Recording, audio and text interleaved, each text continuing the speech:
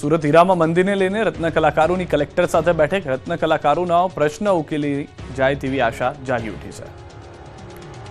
સુરતના રત્ન કલાકારોએ પોતાના વિવિધ પડતર પ્રશ્ને હડતાલની ચીમકી ઉચ્ચારી. ત્યારબાદ હીરા ઉદ્યોગકારોએ મુખ્યમંત્રી સાથે મળી વિવિધ મામલે રજૂઆત કરી. ઉદ્યોગકારોની મુખ્યમંત્રી સાથે મુલાકાત બાદ સુરત કલેક્ટરે ડાયમંડ ઉદ્યોગકારો અને આગેવાનો સાથે એક પેજી બેઠક પણ યોજી હતી અને રજૂઆતો સાંભળી હતી.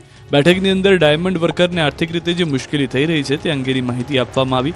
ડાયમંડ વર્કર કલ્યાણ બોર્ડની સ્થાપના કરવા માંગ કરી. કલેક્ટરની અધ્યક્ષતામાં મળેલી બેઠક સકારાત્મક રહી. આગામી 5 દિવસમાં કલેક્ટર રાજ્યના મુખ્યમંત્રીને રિપોર્ટ કરશે. કલેક્ટરના રિપોર્ટ બાદ સરકાર દ્વારા રત્ન કલાકારોના પ્રશ્નોના મુદ્દે મહત્વપૂર્ણ નિર્ણય લેવાશે. કલેક્ટરની બેઠક ડાયમંડ ઉદ્યોગના અગ્રણી ડાયમંડ વર્કર યુનિયન સાથે યોજાઈ હતી. 1.5 કલાક ચાલેલી બેઠકમાં વિવિધ મુદ્દાઓ પર ચર્ચા થઈ હતી, જેને લઈને કલેક્ટર સૌરભ પારઘીએ કહ્યું કે ડાયમંડ વર્કરની સ્થિતિ અંગે સરકાર ખૂબ જ સંવેદનશીલ છે અને ચિંતિત છે. તેમણે પોતાની વ્યથા રજૂ કરી છે. અમે તેને યોગ્ય ફોર્મ ઉપર રજૂ કરીશું. સાથે જ સુરત, ભાવનગર, પાલનપુર, અમરેલી મળીને 40 લાખ લોકો હીરા ઉદ્યોગ સાથે સંકળાયેલા છે, જેમાંથી અનેક રત્ન કલાકારો બેરોજગાર થયા છે.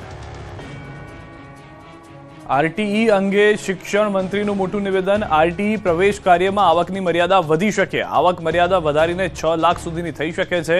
આરટીઈ ફોર્મ ભરવા માટે 10 દિવસની મુદત વધારાઈ છે. પહેલા આરટીઈ 1,20,000ની આવક મર્યાદા હતી, જે વધારીને હવે 6 લાખ રૂપિયા સુધીની થઈ શકે તેવી જાણકારી પ્રાપ્ત થઈ રહી છે.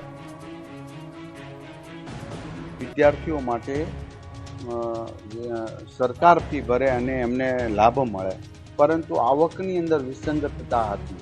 તો એ વિસંગતતા હજી અમે પૂર્ણ કરી નથી, પણ એવી અમારી વિચારણા છે અને આદરણીય મુખ્યમંત્રીશ્રી પણ એવું ઈચ્છે છે કે વધુમાં વધુ વિદ્યાર્થીઓ લાભ લઈ શકે અને આવકની મર્યાદા વધે તો એ લાભ વધારે મળી શકે. એ વિસંગતતા દૂર કરવા માટે 10 દિવસનો વધુ સમય પણ આપીશું અને માનનીય મુખ્યમંત્રીશ્રીના માર્ગદર્શન પ્રમાણે આગળ વધીશું.